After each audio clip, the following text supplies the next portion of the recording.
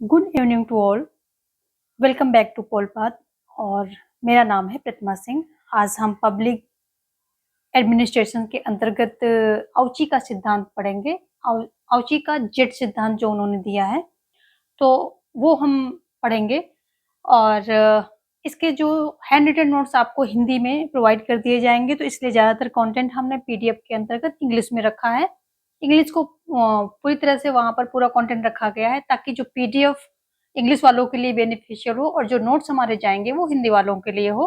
और पीडीएफ में हिंदी इंग्लिश दोनों ही रखे गए क्योंकि ये बाइलिंगुअल क्लास है, तो हिंदी का भी कंटेंट मैं रखती हूँ, इंग्लिश का भी रखती हूँ। तो पीडीएफ तो ऑब्वियसली दोनों के लिए ही बेनिफिशियल होगी क्योंकि दोनों ही उसमें लैंग्वेज में यहाँ पर कंटेंट दिया गया है। और इसको हमारा पीडीएफ और रिटन जो हैंड रिटन नोट्स है उसको पाने के लिए पोलपाथ पे आप हमें ज्वाइन कर सकते हैं। पोलपाथ के नाम से टेलीग्राम बना हुआ है, टेलीग्राम, उसे आप हमें उस पर ज्वाइन कर लें, वहीं पर आपको सब कुछ मिल जाएगा। जैसे क्लासेस फिनिश होंगी तो पीडीएफ, क्योंकि एक ही पीडीएफ में मैं सारा कुछ दे रही हूँ, तो पीडीएफ एंड और नोट्स दोनों आपको प्रोवाइड कर दिए जाएंगे। तो पोलपाथ के नाम से आप सर्च करके ज्वाइन कर लें या फिर डिस्क्रिप्शन में लिंक भी दिया गया है तो उसके द्वारा पे आप हमें ज्वाइन कर सकते हैं। और प्लस प्रैक्टिस की क्लासेस भी जाती हैं तो आप उसे भी पक्का देखें क्योंकि वहाँ पर भी काफ़ी इंपॉर्टेंट क्वेश्चंस लेकर के मैं आती हूँ। तो देखेंगे हम आउची का सिद्धांत आज का, ठीक है।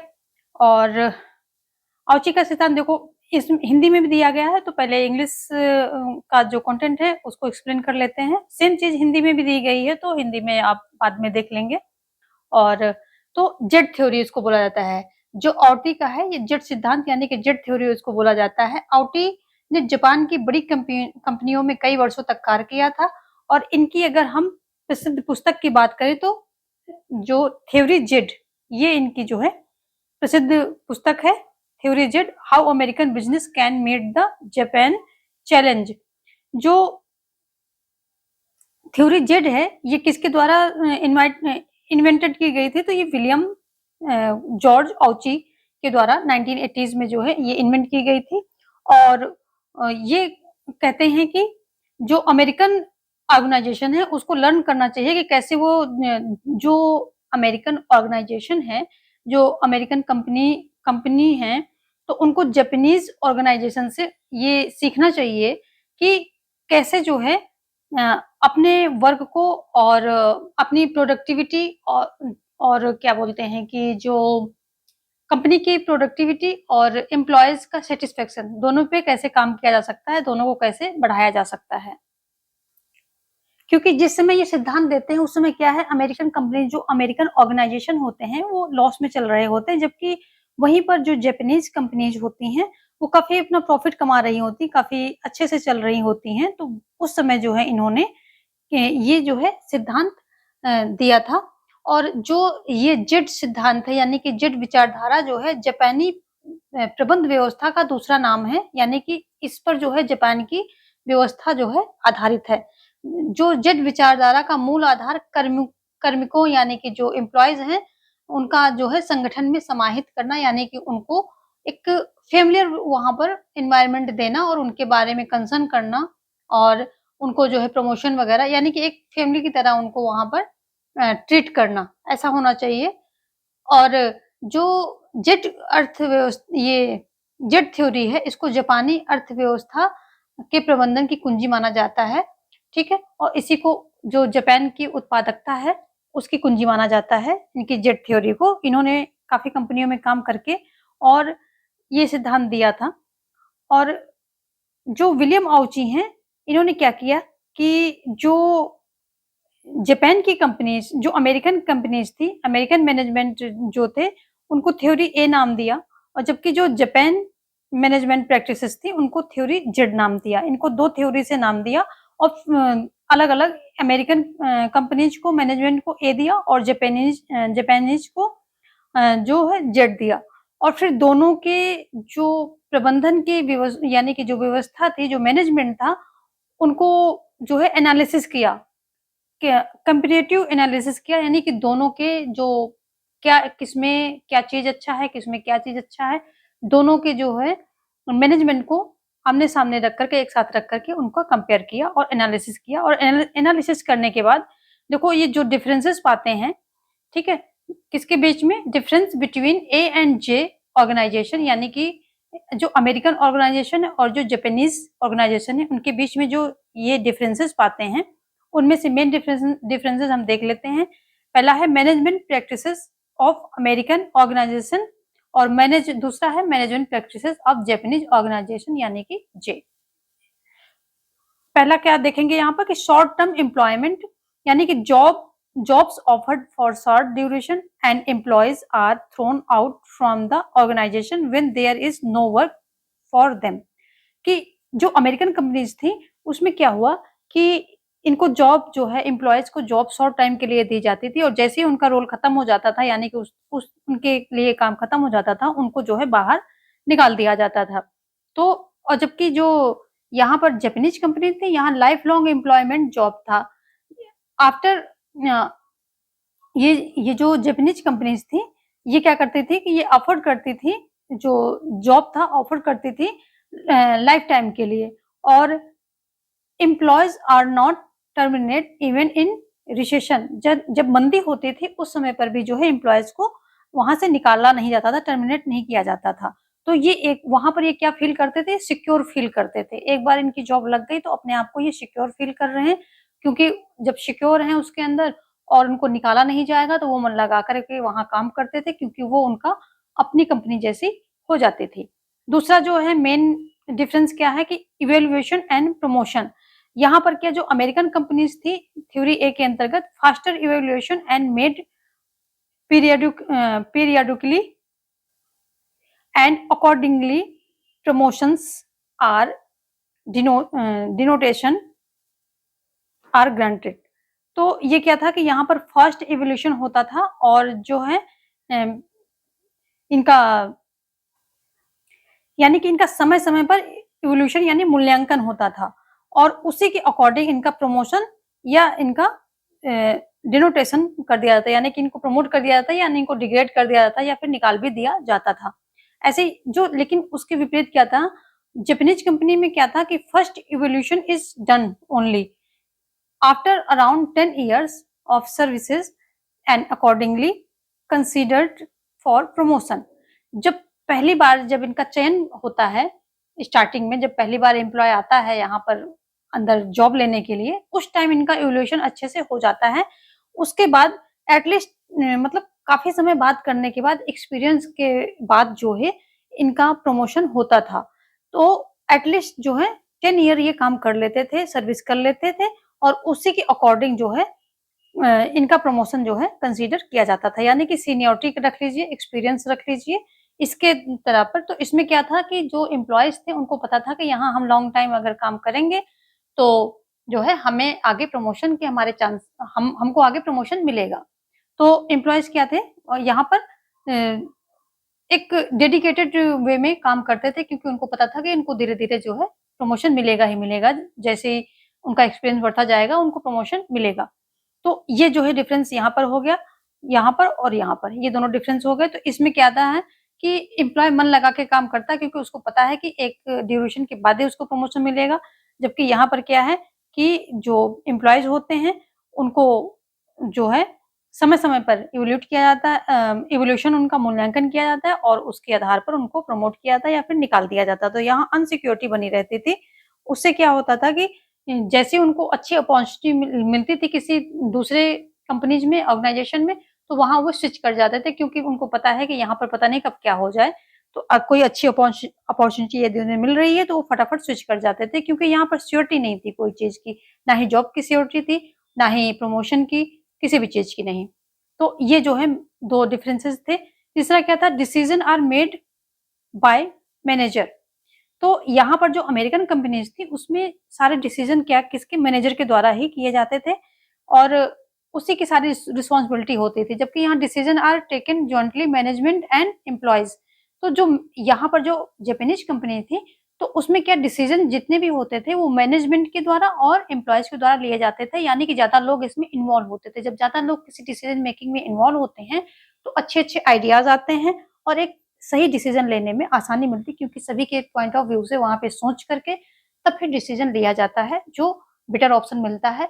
किसी एक आइडियाज़ को भी ले सकते हैं या फिर कई सारे आइडियाज़ को मिक्स करके भी एक डिसीजन वो ले सकते हैं। तो यहाँ पर ज़्यादा बेटर डिसीजन होते हैं। आगे क्या है कि work is assigned on individual basis and the individual is responsible for its completion. तो यहाँ पर क्या है, वर्क जो है एक व्यक्ति को असाइन कर दिया जाता था और इंडिविजुअल बेसिस एक व्यक्ति को जो है वर्क असाइन दे दिया गया और वही इंडिविजुअल जो है रिस्पॉन्सिबल होता था कि इस कार्य को कंप्लीट करवाओ। यानी कि मान लीजिए कि कोई मैनेजर है, उसको काम दे दिया गया, बॉस ने आया या फिर कोई सुपरवाइजर है, उसको दे दिया काम कि ठीक है ये काम सारा हो जाना चाहिए। अब उस सुपरवाइजर के नीचे जितने एम्प्लॉइज होंगे वो उनसे काम करवाएगा, लेकिन सब काम तो करेंगे लेकिन कोई रिस्पॉन्सिबल नहीं है। काम खराब हो जाए तो भी रिस्पॉन्सिबल नहीं है, अच्छा हो जाए तो भी रिस्पॉन्सिबल नहीं है। रिस्पॉन्सिबल कौन होगा? मैनेजर या वो सुपरवाइजर, वो रिस्पॉन्सिबल होगा। तो यहाँ पर जो है एम्प्लॉइज उतने अच्छे से काम नहीं करते थे, वो काम ठीक है जब तक उनके वो सुपरविजन में रहते थे तब तक काम करते थे, अदरवाइज उनके कोई रिजल्ट से उनका कोई मतलब नहीं होता था। तो वो फिर जो है सारा रिस्पॉन्सिबिलिटी किसकी होती थी? जो सुपरवाइज कर रहा उसकी हो जाती थी। तो वो बहुत ज़्यादा रिजल्ट अच्छा नहीं दे पाते थे। जबकि यहाँ उसके विपरीत था, जो वर्क दिया जाता था वो ग्रुप बेसिस, यानी कि कोई एक ग्रुप है, जिस ग्रुप से संबंधित वो वर्क है, उस पूरे ग्रुप को वर्क दिया जाता था और पूरा ग्रुप जो है रिस्पॉन्सिबल होता था इसकी कंप्लीशन, इसकी जो है इसको कंप्लीट करने के लिए, इसको पूरा करने के लिए पूरा ग्रुप रिस्पॉन्सिबल होता था। अब जब पूरे ग्रुप की रिस्पॉन्सिबिलिटी बन गई, तो सभी एफर्ट देकर काम करते थे कि ठीक है, कुछ रिजल्ट आएगा तो उसमें भी उनका नाम होगा। यदि अगर काम खराब होता है तब भी उनका जो है उन पे ये ब्लेम आएगा कि आपने काम समय पे नहीं पूरा किया, अच्छा नहीं किया। तो पूरा ग्रुप जब रिस्पॉन्सिबल हो गया तो पूरा ग्रुप एफर्ट डाल रहा है, तो ये भी एक यहाँ पर बेनिफिट हो गया। ठीक है, तीसरा क्या था यहाँ पर कि एक employees is an employee is given an particular type of work attempt particular type of work and attempt is made to make him specialized in that area during his career। तो इसमें जो है कि पूरे उसके करियर के American जो companies थी, ऑर्गेनाइजेशन थे, इसमें कोई एम्प्लॉइज जो है तो पूरे उसके जो करियर होता था उस कंपनी में, उसके दौरान सिर्फ उसको एक ही काम करना होता था। हर रोज एक आएगा, वो एक अपने पर्टिकुलर कार्य को करके चला जाएगा और जब तक वहाँ पर है वो उसी कार्य को करता रहेगा। जबकि अपोजिट इसके क्या है यहाँ पर जापानीज कंपनी में कि an employees is rotated from one job to another to make him familiar with different area of operation. यहाँ पे क्या था कि जो एक एम्प्लॉइज था उसको रोटेट कुछ-कुछ समय के लिए दूसरे, आज इस काम में है तो कल को दूसरे काम में जो है रोटेट कर दिया जाता था। तो ताकि वो कंपनी के सभी कामों से वो फ़ैमिलियर हो और यदि किसी काम के जो एम्प्लॉयी की जो किसी पर्टिकुलर काम का एम्प्लॉयी है, किसी नहीं आया, तो कोई अदर एम्प्लॉयी जाकर के उस काम को सँभाल लेता था और इससे क्या होता था, कंपनी का काम ठप नहीं होता था, कंपनी का जो प्रोडक्टिविटी थी, उस पे कोई इफ़ेक्ट नहीं आता था, उसके कार्य पर कोई इफ़ेक्ट नहीं आता था। तो वो जो है, ये एक यहाँ पर ये भी बड़ा डिफरेंस था। यहाँ पर क्या था कि एम्प्लॉयी नहीं आया, कोई पर्टिकुलर काम कर रहा है और वो एम्प्लॉयी नहीं आया तो उस दिन वो वर्क नहीं होगा, क्योंकि उसके बारे में किसी और को पता नहीं है, उससे कोई और फ़ैमिलियर नहीं है। वही बंदा फ़ैमिलियर था और वो नहीं आया, इसलिए जो है आज काम ठप है, जब आएगा तब करेगा या फिर उसकी जगह पर कोई दूसरा, अगर वो लॉन्ग ड्यूरेशन के लिए गायब है तो उसकी जगह पर दूसरा लिया जाता था, तब करता था। तो ये डिफरेंस हो गया। और क्या है, management is primarily concern with the workers work life only. तो ये जो यहाँ अमेरिकन कंपनीज थे, ऑर्गेनाइजेशन थे, यहाँ पर मैनेजमेंट क्या था कि जो वर्कर्स की वर्क लाइफ थी सिर्फ उसी वहीं तक जो है ये चिंता रखते थे, वहीं तक ये संबंधित होते थे, उसके आगे उनसे कोई मतलब नहीं था। जबकि यहाँ पर जो जापानीज कंपनीज थी, तो management is concern with the whole life of the workers including his of the work place problem. तो वर्क प्लेस के साथ साथ उसके जो पूरी लाइफ के लिए वो चिंता रखती थी, यानी कि जो है उनके अच्छा सोचती थी उनके बारे में, जैसे कि पूरी लाइफ में आ जाएगा, इंश्योरेंस करा देना, कोई एक अगर उनकी पेंशन आगे नहीं है तो कुछ पेंशन का प्लान वहीं से कंपनी से ही ऐसा कुछ कर दिया जाए कि ठीक है थोड़ा-थोड़ा ये पेंशन में जाता रहेगा तो आपको वो बाद में जो है मिलता रहेगा। तो ये सब चीज़ें जो होल लाइफ हेल्थ इंश्योरेंस हो गया, लाइफ इंश्योरेंस हो गया, इस तरह की चीज़ें जब ऑर्गेनाइजेशन करता है, तो क्या है कि उसकी होल लाइफ से वो कंसर्न कर रहा है, यानी कि होल लाइफ की वो चिंता कर रहा है और वर्क प्लेस की चिंता तो करेगा ही करेगा, वो तो ठीक है, ऑब्वियस है। आगे फिर इसी जब इतना इन्होंने ये डिफरेंसेस देखे कि क्या-क्या डिफरेंसेस है, क्यों अमेरिकन कंपनीज़ जो हैं घाटे में जा रही हैं, क्यों जापानीज़ कंपनीज़ जो हैं फ़ायदे में जा रही हैं, तो ये इन्होंने एनालिसिस किया। दोनों की जो व्यवस्थाएँ थी, मैनेजमेंट था, उन दोनों को एक साथ रख कर के एनालिसिस किया कि क्या-क्या डिफरेंसेस हैं और इन्हीं डिफरेंसेस के आधार पर इन्होंने कुछ जो है उसका सॉल्यूशन दिया, ऑब्जेक्टिव दिए, है ना? तो कुछ असम्पशन किए इन्होंने कि क्या-क्या चीज़ें होनी चाहिए ताकि जो है मैनेजमेंट या कोई ऑर्गनाइज़ेशन अच्छे से काम कर सके। तो ये यहाँ पर देखेंगे ऑब्जेक्टिव क्या-क्या हैं। तो ये कभी विशेषताओं के तौर पे भी आ जाएगा तो वो भी आप बताएँगे।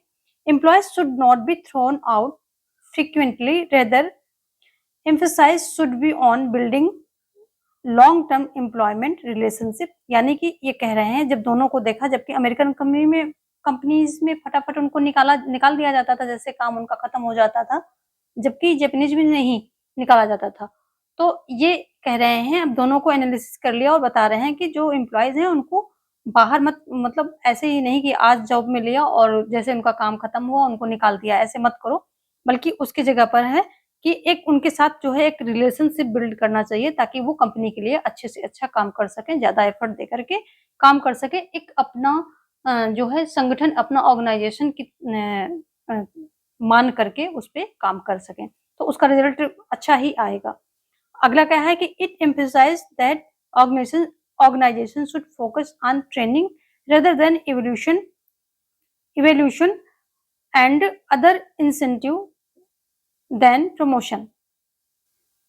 तो यहाँ पर दूसरा जो इन्होंने निष्कर्ष निकाला, तो ये निकालते हैं कि देखो जो एम्प्लॉइज़ हैं, तो ऑर्गनाइज़ेशन को एम्प्लॉइज़ की ट्रेनिंग पर ध्यान देना चाहिए, ना कि उनके मूल्यांकन पर। मूल्यांकन एक बार जो शुरुआत में जब आपने उनको चयन किया, उस समय कर लिया मूल्यांकन, बाद में मूल्यांकन मत कीजिए, उनको ट्रेनिंग दीजिए।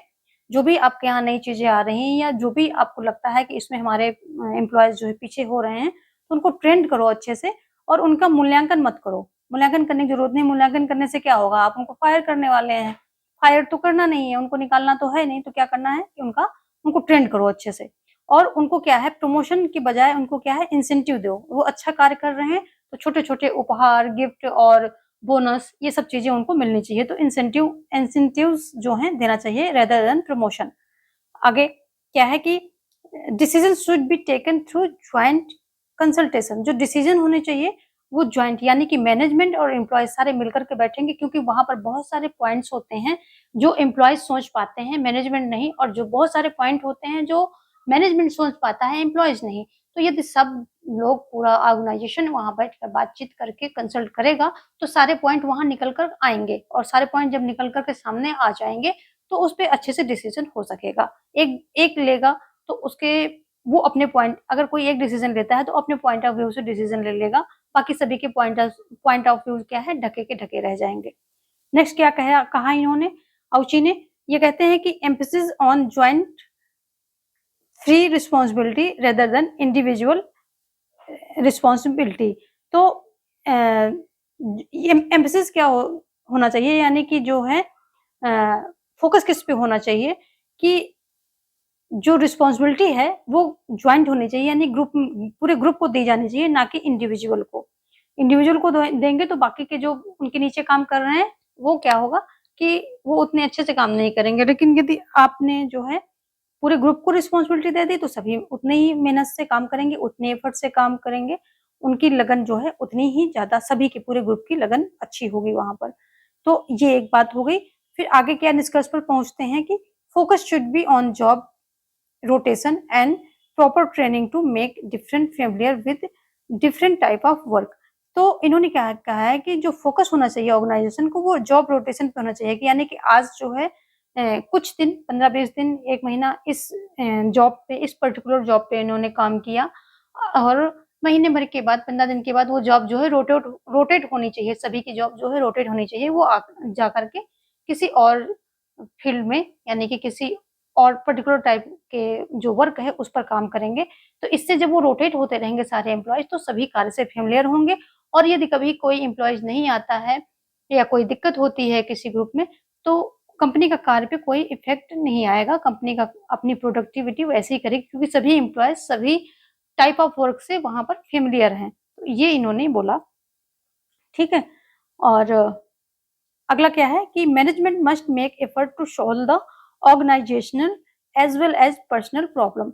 तो इन्होंने बोला है कि जो मैनेजमेंट है, जो ऑर्गेनाइजेशन है, उसको क्या है एफर्ट देना चाहिए कि जो ऑर्गेनाइजेशनल प्रॉब्लम्स हैं, उनको भी सॉल्व करें और उसके साथ-साथ जो एम्प्लॉइज़ की पर्सनल प्रॉब्लम्स हैं, उनको भी सॉल्व करें। उनको भी देखें कि उनकी पर्सनल प्रॉब्लम्स क्या-क्या हैं, तो वो भी वहाँ पर सॉल्व होनी चाहिए। तभी जो है एम्प्लॉइज़ वहाँ पर एक लॉन्ग टाइम तक जो है वहाँ पर रुक के अच्छे एफर्ट के साथ काम करेगा क्योंकि वो फेम उसको लगेगा ये हमारी फैमिली है, ऑर्गेनाइज़ेशन हमारा अपना है। तो इस तरह से वो काम कर पाएगा। प्लस वो अपनी पर्सनल प्रॉब्लम से में जब नहीं उलझेगा और पर्सनल प्रॉब्लम उसकी नहीं होंगी तो ज़्यादा अच्छे से काम करेगा। यदि पर्सनल प्रॉब्लम में ही उलझा रहेगा तो कंपनी में कहाँ से वो ध्यान दे पाएगा और कंपनी के जो काम हैं ऑर्गेनाइज़ेशन के उनमें उसमें अपना वो फ़ोकस बना ही नहीं पाएगा क्योंकि अपनी उसकी पर्सनल प्रॉब्लम में ध्यान लगा होगा। तो ये भी बोला है कि ऑर्गेनाइज़ेशन की जो प्रॉब्लम्स हैं उनको भी सॉल्व करेगा मैनेजमेंट, साथ में उनकी पर्सनल प्रॉब्लम को भी देखे। अगर उनकी पर्सनल प्रॉब्लम सॉल्व होंगी तभी वो एफर्टफुली, एफिशिएंटली यहाँ पर ऑर्गेनाइज़ेशन में अपना रोल प्ले कर पाएँगे सारे एम्प्लॉइज़। तो ये कुछ थे जो निष्कर्ष निकाले उन्होंने ये कि जो अगर अमेरिकन कंपनी को अपने घाटे से उभरना है और इस सिचुएशन से निकलना है तो उसको जापानीज़ यानी कि ये चीज़ें जो हैं फॉलो करनी चाहिए, जो कि ज़्यादातर किसकी है? जो जापानीज़ कंपनी की विशेषताएँ हैं वही हैं यहाँ पर। तो उनको फॉलो करके अमेरिकन कंपनीज़ भी जो प्रॉफ़िट अपना बना सकती है यानी कि एम्प्लॉइज़ को सैटिस्फाई कर सकती है। आगे देखेंगे features of theory Z. Theory Z के फीचर्स क्या हैं वो देख लेते हैं। पहला है strong bond between organisation and employees. तो इसका पहला फीचर क्या है, विशेषता क्या है कि जो थ्योरी जेट है आउटी के द्वारा दी गई है, तो इसका क्या है कि स्ट्रॉन्ग बॉन्ड जो जो है मजबूत संबंध होने चाहिए, बंधन होना चाहिए किसके, ऑर्गेनाइजेशन और एम्प्लॉइज के बीच में। और life time employment of employees avoiding retrenchment, lay off, इन सब चीज़ों को जो है अवॉइड करना है। जो रिटेंचमेंट है, ले ऑफ यानी कि नौकरी से निकाल देना और इन सब चीज़ों को अवॉइड करने के लिए क्या है life time employment of employees.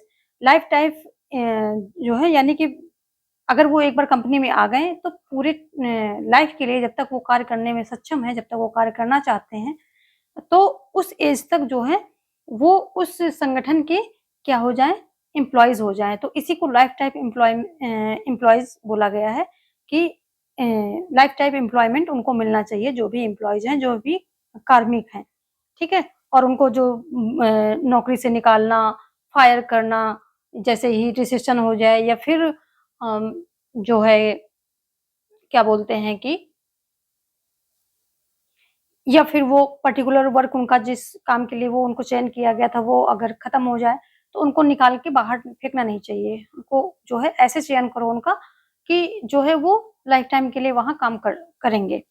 आगे क्या है promotion based on seniority making people stay waiting for their chance and chance of advancement. ये कह रहे हैं कि जो है कि प्रमोशन किस पर, सीनियरिटी पर बेस्ड होना चाहिए। ऐसा नहीं कि हर कुछ दिनों में, हर कुछ महीनों में आप जो है इवोल्यूशन कर रहे हैं, मूल्यांकन कर रहे हैं एम्प्लॉइज़ का और जो है, जो आपको बेटर लग रहा है उसको आगे प्रमोट कर रहे हैं, जो नहीं कर रहा है उसे जो है नीचे की तरफ डिग्रेड कर रहे हैं, ऐसा नहीं होना चाहिए।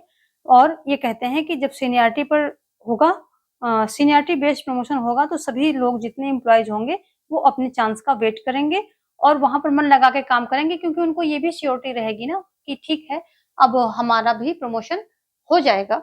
जैसे ही हमारा इतना टाइम हो जाएगा या हमारे सीनियर प्रमोट हो जाएँगे, उसके बाद जो है हम उसी लाइन में हम भी लगे हुए हैं, इसके बाद हमारा भी हो जाएगा। तो इससे क्या होगा वो अपना फुल फ़ोकस होकर के काम पर ध्यान देंगे, ना कि इवोल्यूशन पर जो इवोल्यूशन हो रहा है हर 6 महीने में, साल भर में या फिर जो है दूसरी प्रॉब्लम वहाँ पर हो रही हैं, तो उस पर उनका ध्यान नहीं जाएगा, वो अपना जो है निश्चिंत होकर के काम करेंगे। नेक्स्ट क्या है कि concern for employees taking care of health, welfare and employees. तो जो इन्होंने वहाँ पर असम्पशन किए थे तो वही चीज़ें यहाँ पर भी आ गई हैं इसमें। तो क्या है कि कंसर्न फॉर एम्प्लॉइज़, जो एम्प्लॉइज़ के बारे में संगठन को जो है चिंता रखनी चाहिए, यानी कि उनके संबंधित जो है जीवन से संबंधित बातों का ध्यान रखना चाहिए, जैसे कि उनका हेल्थ हो गया, वेलफेयर हो गया, उनके बारे में कुछ अच्छा सोचना, और ये सारी चीज़ें जो हैं एम्प्लॉइज़ को ध्यान में रखना चाहिए। दूसरा क्या है, कलेक्टिव डिसीज़न मेकिंग। तो इसमें क्या है, in that Z type of organisation decisions are taken collectively by manager and employees. तो जो दूसरा इन्होंने निकाला है, ये फीचर्स किसके, जेड थ्योरी के फीचर्स हैं। तो पहला तो क्या हुआ, स्ट्रॉन्ग बॉन्ड होना चाहिए, ठीक है, मजबूत संबंध होना चाहिए। इसको समराइज भी करते रहिए। मजबूत संबंध में ये सारी चीजें आ जाएंगी, उनकी हेल्थ केयर, और जो है सीनियरिटी बेस्ड होना चाहिए, प्रमोशन, और प्लस क्या होना चाहिए कि लाइफ टाइम एम्प्लॉयमेंट होनी चाहिए। ये 3 चीजें आ गई, सॉर्ट करते जाइए इनको, ठीक है। फिर दूसरा क्या है, कलेक्टिव डिसीजन मेकिंग, यानी कि यहाँ पर सब मिलके मैनेजमेंट एंड एम्प्लॉयज मिलकर के जो है कलेक्टिव डिसीजन लेंगे। तीसरा क्या है, फ्री फ्रॉम ऑर्गेनाइजेशनल स्ट्रक्चर, जो थ्योरी जिट suppose no formal structure for the organisation, the structure should be on team work and cooperation. तो यानी कि जो है टीम वर्क और कोऑपरेशन यहाँ पर होना चाहिए संगठन के बीच में। को ऐसा नहीं कि एक यहाँ पर हायरार्की जो है बैठी है, फिर वो उससे नीचे, उससे नीचे, उससे नीचे, ऐसा नहीं मानते हैं ये कहते हैं कि ऑर्गेनाइजेशन क्या है, फ्री फ्रॉम ऑर्गेनाइजेशनल स्ट्रक्चर। जो स्ट्रक्चर होता है नॉर्मली ऑर्गेनाइजेशन का, तो वो हायरार्की पर ही होता है, तो उससे फ्री होना चाहिए, और यहाँ पर टीम वर्क होना चाहिए। जब टीम वर्क होता है तो सभी जो है बराबर एफर्ट डालते हैं, और सभी वहाँ पे खुश भी रहते हैं, सेटिस्फाइड भी रहते हैं, क्योंकि यहाँ पर सभी की अपनी रिपुटेशन और मान सम्मान सभी का ध्यान रखा जाता है, और उनके बीच में जब टीम वर्क होता है तो कोऑपरेशन भी होता है, यानी कि सहयोग होता है। तो ये सब चीजें फ्री फ्रॉम ऑर्गेनाइजेशनल स्ट्रक्चर से इनको जो है फ्री होना चाहिए। और क्या है कि encouraging human creativity and imagination. तो creative thinking and proper imagination can help solve many problems. This quality is commonly seen among people. तो जो क्रिएटिव थिंकिंग होती है और प्रॉपर जो इमेजिनेशन की पावर होती है, ये बहुत सारी प्रॉब्लम को सॉल्व कर देते हैं, यानी कि वो इमेजिन करके ही आगे की सिचुएशन का पता कर लेते हैं, उसको सोल्यूशन भी करके, यानी कि उस प्रॉब्लम को फेस किए बिना ही जो है उससे बच करके निकल जाते हैं। तो उसका भी जो है क्या करना चाहिए, इनकरेज करना चाहिए। कुछ लोगों में होती है ये चीज़ें, बहुत अच्छी तरीके से पाई जाती हैं, तो उसको जो है जिसमें भी दिखता है क्रिएटिविटी एंड इमेजिनेशन, ऐसी चीज़ें दिखती हैं, तो उसको एनकरेज करो, या नहीं भी दिखती हैं तो उसको एनकरेज करो, ताकि सब लोग अपना विचार, अपना आइडियाज़, अपनी इमेजिनेशन सामने रखें, तो जो बेटर ऑफ देम है उसको उठा करके कंपनी अपना काम करना शुरू कर दे। तो ऐसा मतलब किसी को डिमोरलाइज़ मत करो, कहने का मतलब ये है कि सभी को बात अपनी रखने का, अपना इमेजिनेशन जो उनकी है वो वहाँ पर रखने का जो है मौका मिलना चाहिए, ताकि एक अच्छा विकल्प सामने निकल के आ सके। जब आप एनकरेज ही नहीं करेंगे तो कोई बोलेगा ही नहीं, कोई अपना जो है अपना पॉइंट ऑफ व्यू रखेगा ही नहीं। जब रखेगा ही नहीं तो आप बेटर कहाँ से उठाएँगे? तो इसलिए एनकरेज करो। सब अपना-अपना रखेंगे, हो सकता है वहाँ कुछ बुरा हो, लेकिन ये भी तो होगा कि बहुत सारे बहुत अच्छे आइडियाज़ भी होंगे। तो जब सभी को बोलने का मौका मिलेगा तो वहाँ से बेटर ऑफ देम एक अच्छा आइडिया निकल कर के आएगा, ठीक है? तो ये इनका हो गई पूरी थ्योरी, छोटी-सी थ्योरी थी, और ये जापान के आउटी ने जापान की जो है बड़ी कंपनियों में काम किया था, और जो है अमेरिकन एंड जापानीज़ कंपनियों को कंपेयर करते हुए कुछ इन्होंने जो है अमेरिकन कंपनियों में कमियाँ निकाली कि इस वज़ह से जो है ये घाटे में जा रही, और जापानीज़ कंपनियों की कुछ खूबियाँ ढूँढ के निकाले कि इस वज़ह से जो है ये फ़ायदे में रहती है, और इनकी प्रोडक्टिविटी बहुत ज़्यादा होती है, और ये अपना पूरा क्या कर एफिशिएंटली कार्य करते हैं, यानी कि जो इनके एम्प्लॉइज़ होते हैं उनका पूरा जो है पूरा-पूरा उनका बेनिफिट ये ऑर्गनाइज़ेशन उठा लेते हैं, क्योंकि इनके अंदर जो ऐसा इन्होंने अपना अंदर की व्यवस्था बना रखी है कि एम्प्लॉइज़ जो है फील बेटर, और अपनापन यहाँ पर फ़ैमिलियर जो है फ़ील करते हैं, इसलिए जो है वो मन लगाकर काम करते हैं, इसलिए कंपनी की प्रोडक्टिविटी बढ़ती है। तो ये सारी बातें करके फिर इन्होंने जो है कुछ चीज़ें बताई, असम्पशन बताए, ये चीज़ें होनी चाहिए। फिर 4 पॉइंट इन्होंने समराइज़ किए, क्या-क्या होना चाहिए जो एकदम शॉर्ट टाइम में जाकर के, कि अच्छे संबंध होने चाहिए बीच में उनके, और डिसीज़न कैसा होना चाहिए, कलेक्टिव होना चाहिए, यानी एक सामूहिक डिसीज़न होना चाहिए, ठीक है? जो ऑर्गेनाइजेशन के स्ट्रक्चर होता है उससे फ्री होना चाहिए, यानी कि टीम वर्क और कोऑपरेशन, सहयोग और जो है टीम वर्क वहाँ पर होना चाहिए, और क्रिएटिविटी और इमेजिनेशन को एनकरेज करना चाहिए। ये बातें यहाँ पर जो है फीचर्स इनकी जेड थ्योरी की ये फीचर्स हैं, मेन फीचर्स हैं या विशेषताएँ आप कह लें ये हैं। और जबकि जो इन्होंने निष्कर्ष निकाला था दोनों को कंपेयर करके, तो वो ये है यहाँ पर कि क्या-क्या ये निष्कर्ष हैं। तो ज़्यादा उनको जो है फ्रीक्वेंटली उनको क्या है नौकरी से नहीं निकालना चाहिए, ठीक है? और रिलेशनशिप अच्छा होना चाहिए और उनकी ट्रेनिंग पे फोकस करना चाहिए, इंसेंटिव पे फोकस करना चाहिए रेदर देन प्रमोशन, और इवोल्यूशन ना करके क्या है ट्रेनिंग पर फोकस करना चाहिए। और यहाँ डिसीजन क्या है वही जॉइंट कंसल्टेशन होनी चाहिए, और क्या है रिस्पॉन्सिबिलिटी जो है सबको रिस्पॉन्सिबिलिटी, पूरे ग्रुप को रिस्पॉन्सिबिलिटी देनी चाहिए, और जॉब रोटेशन होना चाहिए, ठीक है? और जो है उनकी पर्सनल प्रॉब्लम यानी कि ऑर्गेनाइजेशनल प्रॉब्लम के साथ-साथ उनकी पर्सनल प्रॉब्लम को भी कंसर्न करना चाहिए, ताकि वो जब पर्सनल प्रॉब्लम से उबर जाएँगे यानी कि उससे फ्री रहेंगे, तभी जो है कंपनी के काम पे फोकस कर पाएँगे। तो ये कुछ इन्होंने निष्कर्ष दिए जो कि जिससे कि कोई भी कंपनी अपने प्रोडक्टिविटी को बढ़ा सकती है और जो है एम्प्लॉइज़ हैं उनको सैटिस्फाई कर सकती है। जबकि जेड थ्योरी की अगर हम फीचर्स कहें, विशेषताएँ कहें कि क्या इसकी विशेषताएँ हैं जेड थ्योरी की, तो ये विशेषताएँ हैं, ठीक है? Strong bonding, collective decision, free from structure and जो है encouraging human creativity and imagination, ठीक है? अब वही बातें यहाँ पर जो है हमने दी हैं, थोड़ा शॉर्ट में दी हैं। तो क्या है यही जेड सिद्धांत है, इसका प्रतिपादन किसने किया? विलियम आउची ने किया है। और देखो अगर क्वेश्चन में आ जाए कि कभी-कभी क्या होता है जोड़े में पूछ लेते हैं, ठीक है? जोड़े में पूछते 2-2 के नाम देंगे, 2-2 विचारकों के नाम देंगे। वो इंग्लिश में वाले वर्ज़न में मैं लिखना भूल गई, तो आप यहाँ से नाम लिख सकते हैं उठा कर के। तो इसमें क्या है विलियम आउची और अल्फ्रेड जलगिर, इन दोनों ने मिलकर काम किया है। हाँ, मेन अगर नाम आएगा तो विलियम आउची का ही आता है। इन्होंने क्या किया था कि हेल्प की थी, ठीक है? ये इन्होंने हेल्प की थी, इसलिए इनका भी अगर जोड़े में नाम पूछेंगे तो अल्फ्रेड जलगेर हैं, ध्यान रखेंगे आप। इम्पोर्टेंट है, कभी पूछ ले जोड़े में तो इनका जलगेर का नाम आप याद रखेंगे। और क्या है आगे क्या है वही चीज़ें हैं, विलियम आउची ने अमेरिकी संगठनों में ए और जापानी संगठनों को जे को मिलाकर जेड सिद्धांत बनाया। इसमें कर्मचारियों के विकास और सहभागी संस्कृत पर विशेष बल दिया गया। तो वही चीज़ है कि जो कर्मचारियों का विकास है, उनकी सहभागी संस्कृति है, उसमें जो है यानी कि उनकी पर्सनल प्रॉब्लम को देखो, उनके जो है जो चीज़ें हमने पढ़ी हैं, वही चीज़ें यहाँ पर दी गई हैं, शॉर्ट में इन शॉर्ट दे दी गई हैं, वहाँ पर हमने अच्छे से जो है एक्सप्लेन किया है, तो आप वहाँ से भी चीज़ें नोट्स अपने बना सकते हैं। आगे ये इनकी विशेषताएँ हैं कि चयन, प्रतिपुरति और पदोन्नति, संगठन का ढाँचा सोपानी होता है, निर्णयन कार्य कम केंद्रित होना चाहिए, यानी कि सामूहिक होना चाहिए। वही बातें हैं जो हमने इंग्लिश वाले में जो है एक्सप्लेन की थी, वही बातें हैं यहाँ पर भी। कुछ अलग नहीं है, बस जो है हिंदी और इंग्लिश का अलग है, वहाँ पर हमने अच्छे से पूरा एक्सप्लेन कर दिया है, तो आप वहाँ से भी जो है नोट्स बना सकते हैं। तो आज आपने पढ़ा आउची का जेड सिद्धांत और इसके बारे में आपने देखा और समझा।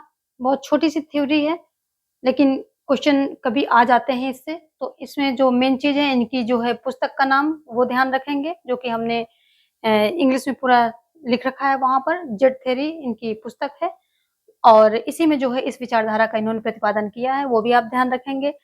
और जो है आउटी हैं और उनके अगर हेल्पर यानी जोड़े में नाम आता है तो जलगेर का याद रखेंगे नाम, और जो मेन पॉइंट हमने बताए हैं, वो सारे याद रखेंगे कि इसके फीचर्स क्या हैं और इसकी जो है जो आउची ने क्या निष्कर्ष निकाला, वो सारी चीज़ें हमने अच्छे से एक्सप्लेन किया है और आई थिंक आपको पूरा कॉन्सेप्ट ये क्लियर हो गया है। कुछ चीज़ें याद करनी, यहाँ पर सिर्फ 2-4 पॉइंट ही याद करने हैं, उनको याद कर लें आप। बाकी तो सारा कॉन्सेप्चुअल ही है, थोड़ा-सा आप 1-2 बार ध्यान से सुन लेंगे, देख लेंगे, तो चीज़ें आपके माइंड में फिक्स हो जाएँगी। तो आज के लिए इतना ही, और जो है आगे हम लाएँगे लिकर्ट का प्रबंधन सिद्धांत, जो हमारी नेक्स्ट क्लास होगी। और कई लोग जो है क्वेश्चन मतलब कमेंट कर रहे हैं कि मैम क्या ये सिलेबस के अकॉर्डिंग हो तो अच्छा होगा। ये बिल्कुल पीजीटी सिलेबस के अकॉर्डिंग ही है, तो आप निश्चिंत होकर के स्टडी पर फोकस कीजिए और नोट्स आपको मिल जाएंगे, प्लस ये पीडीएफ भी आपको पूरा मिल जाएगा जो कि हिंदी और इंग्लिश में दोनों में है। Thanks for watching and have a great life. जितने भी लोग जुड़े हुए हैं तो उसको क्या करना है, इस वीडियो को लाइक शेयर करें, और अब तक सब्सक्राइब नहीं किया तो सब्सक्राइब कर लें, क्योंकि मेरी ऐसी अब आगे आईआर पर क्लासेस आने वाली हैं, तो और साथ में प्रैक्टिस भी जाती हैं, दूसरी इंपॉर्टेंट क्लासेस भी निकलती रहती हैं, यहाँ पे वीडियोस अपलोड होते रहते हैं। तो आपको सारी नोटिफिकेशन ऑल पर क्लिक कर लीजिए, क्योंकि सारा जो है पॉलिटिकल साइंस से और इम्पोर्टेंट ही यहाँ से मैं देती हूँ। तो ऑल पर क्लिक करके नोटिफिकेशन को ऑल पे क्लिक करेंगे, तभी मेरी सारी वीडियोज की नोटिफिकेशन आपको मिलती रहेगी, और सारी वीडियोज को आप अवेल करके अपनी प्रिपरेशन को अच्छे से कर पाएंगे। चलिए आज का सेशन यहीं पे स्टॉप करना चाहेंगे, और जय हिंद जय भारत।